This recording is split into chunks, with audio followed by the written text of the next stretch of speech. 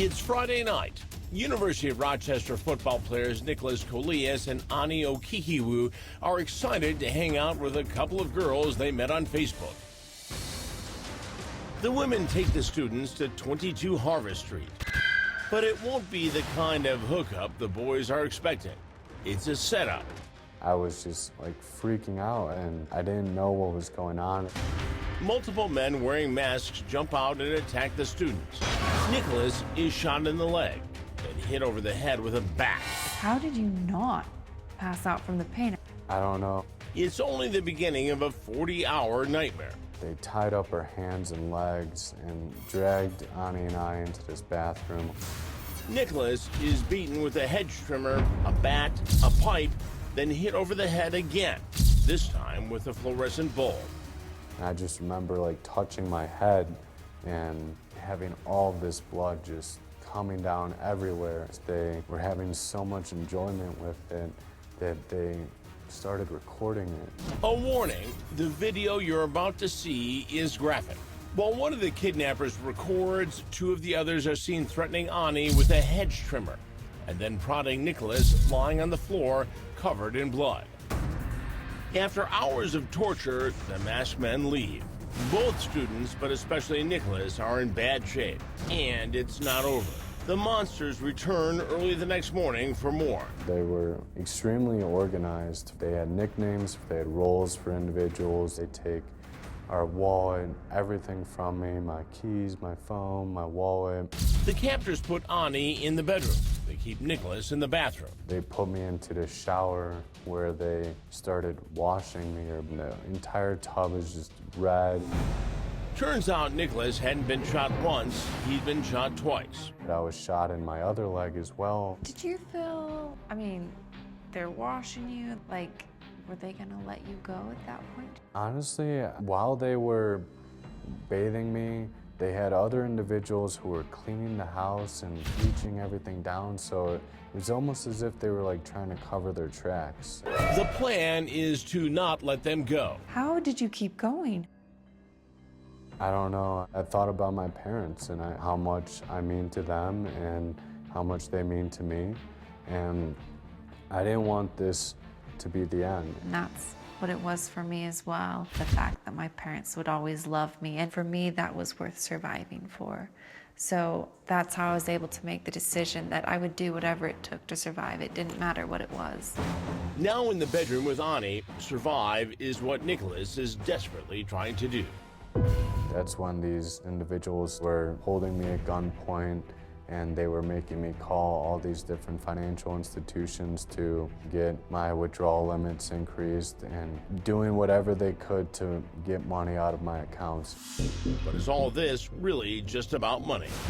While the football players are negotiating for their lives, their absence is not going unnoticed. Friends and family contact the University of Rochester Public Safety Department, which alerts Rochester PD. As we started to put all this whole story together, we realized something really was not right. First of all, both phones were turned off. The second thing was these both gentlemen were prolific on social media, always updating what they were doing, where they were, and that had stopped cold Friday night. Also, the fact that they had been out of contact with everybody else. Rochester police launch a full investigation, getting search warrants for the boys' phones and Facebook accounts. Trying to track down the two women that they had met up with. Find the girls and maybe find the boys. While cops are quickly working to identify who these two women are, Nicholas and Ani are coming to grips with the reality that there's no way out. They're trapped. Were you and Ani ever left alone, or was there always someone there watching you? There was always someone, at least one or two individuals that were kind of watching over us. And so during that time, you guys didn't have a chance to be like, what are we gonna do? How are we gonna get away, or anything like that? Yeah, not really. Obviously he was in better shape than I was. He wasn't shot. Did he seem scared? Yeah, he was scared, but throughout the whole ordeal, he kind of had this like optimistic view. They're gonna release us, but it was hard for me to kind of see that light. It only got worse as time went on. So much worse. I want to ask you a question, and if you don't want to answer it, that's okay. Because it is so terrifying coming forward, and because there are so many prejudices, stereotypes, misunderstandings around this whole topic, and especially for men, but were you ever sexually abused while you were held captive? Yeah, during the events that took place at one point, these individuals forced me to kind of do things, and it was just terrible. And yeah, it happened, and it's the worst feeling ever. University of Rochester public safety officers and Rochester PD now know the clock is ticking. They soon catch a break when they track down the girl who messaged Ani. Her name is Samantha Hughes. She was less than helpful. She was trying to give us the runaround. She had to go to work, so she said, "Can I meet up with you tomorrow and we can finish this?" At that point, she really wasn't free to leave. Then they find the second girl, Leah Gigliotti. Neither are making it easy for investigators. It was exhausting, so they'd give us a little bit of a lead. We'd be able to follow up on that. We'd wind up in the dead end. We'd have to come back and get more information. Then a chilling admission. They said, "Don't worry, they're not going to be hurt." And a normal person that you meet up with is not going to tell that to the police. So we knew that it wasn't normal. The ones who lured the football players into the sadistic trap give up even more. After about 6 hours, we were able to get a couple of good locations where these girls last saw Niko and Ani. Are they getting closer to finding the boys? Undercover officers monitor the two locations. Then, Rochester Deputy Police Chief Scott Peters puts together a plan with the SWAT commanders. This is going to be a hostage rescue. And I said, here's the two locations. Plan cold hits on both houses. You're going to do one, and then we're going to have to do the second one if the first house wasn't right. Getting it right the first time could be the difference between life and death. It's now Sunday morning at 22 Harvest Street.